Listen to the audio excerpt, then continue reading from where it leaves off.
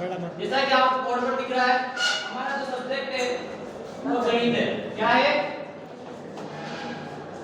बोलो तो सही। गणित। क्या है? गणित। और गणित विषय के अंदर जो हमारा प्रकरण होगा, आज का जो हमारा प्रकरण है वो है समकोण त्रिभुज। क्या है? समकोण त्रिभुज।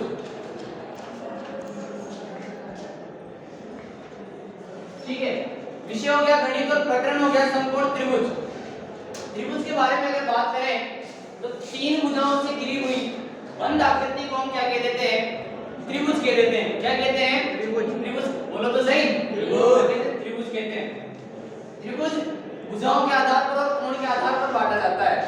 कोण के आधार पर अगर त्रिभुज को बांटे तो एक कोण निकल कर क्या आता है? समकोण त्रिभुज। एक आता है अधिक कोण त्रिभुज और एक आता है न्यून कोण त्रिभुज। क्या आता है? न्यून कोण त्रिभुज। आज हम चर्चा करेंगे विस्तार से समकोण त्रिभुज के बारे में और इसको मैं आपको चार्ट के माध्यम से समझाने की कोशिश करूंगा। ठीक है, आइए देखते हैं समकोण त्रिभुज का जो चित्र होता है वो इस प्रकार का होता है। सबको दिख रहा है? दिख रहा है? नहीं दिख रहा? इसके अंतर्गत एक कंडीशन होती है, वो होती है कि इसमें एक 90 डिग्री का कोण होना आवश्यक होता है। कितने डिग्री का कोण होना? 90 डिग्री का कोण होना एक आवश्यक होता है। नीचे वाली भुजा को आधार कहा जाता है। कहते हैं ना कि बेस मजबूत हो तो इमारत मजबूती से बनती है।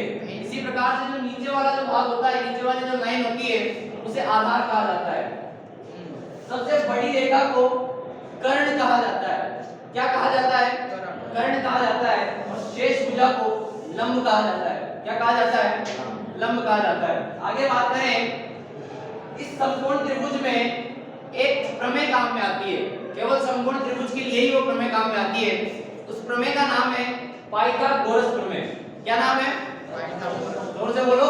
पाइथागोरस प्रमेय। पाइथागोरस प्रमेय कहती है कि कर्ण स्क्वायर बराबर आधार स्क्वायर प्लस लंब स्क्वायर।